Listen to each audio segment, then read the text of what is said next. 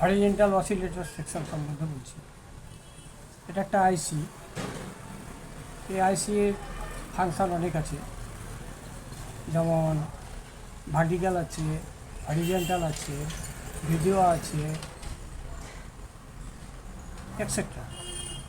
তো এখানে আমার মূল উদ্দেশ্য হরিজেন্টাল অসিলেটর সম্বন্ধে আমি বলবো। হরিজেন্টাল অসিলেটর এখানে কয়েকটা পিন আছে। এই পিনে কি হয়, এই পিনগুলোতে রেজিস্ট্যান্স দিয়ে বাইপাস, ক্যাপলিং, তারপরে পিএফ দিয়ে বাইপাস, ক্যাপলিং করে ওই সার্কিটগুলো সাজানো থাকে।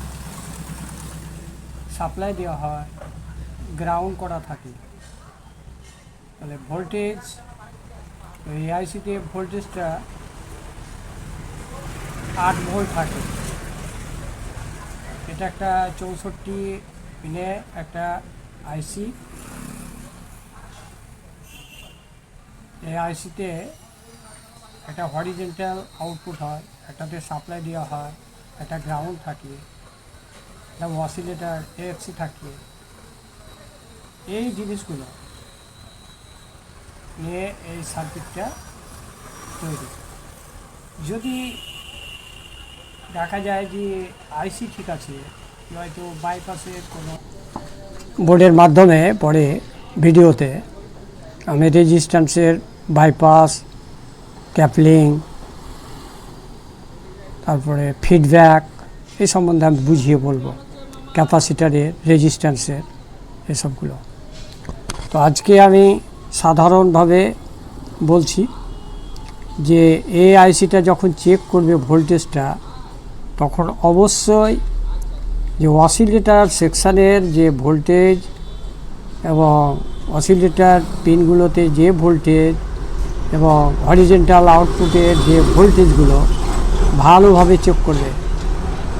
সঠিকভাবে যদি না আসে, ভোল্টেজটা আউটপুট না হয়, তাহলে কিন্তু এই সেকশানে নো লাইট কেস, অর্থাৎ হরিজেন্টাল অসিলেটর হরিজেন্টাল ইএসটি চলবে না।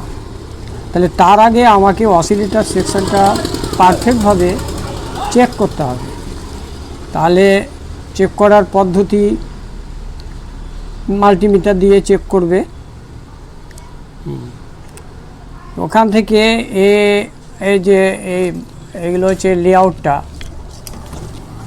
এখানে এই পিন দ্বারা এই রেজিস্ট্যান্সের থ্রু দিয়ে, রেজিস্ট্যান্সের থ্রু দিয়ে এখান দিয়ে এই বেসে, অর্থাৎ হরিজেন্টাল এই ড্রাইভার ট্রানজিস্টরের বেসে দেয়।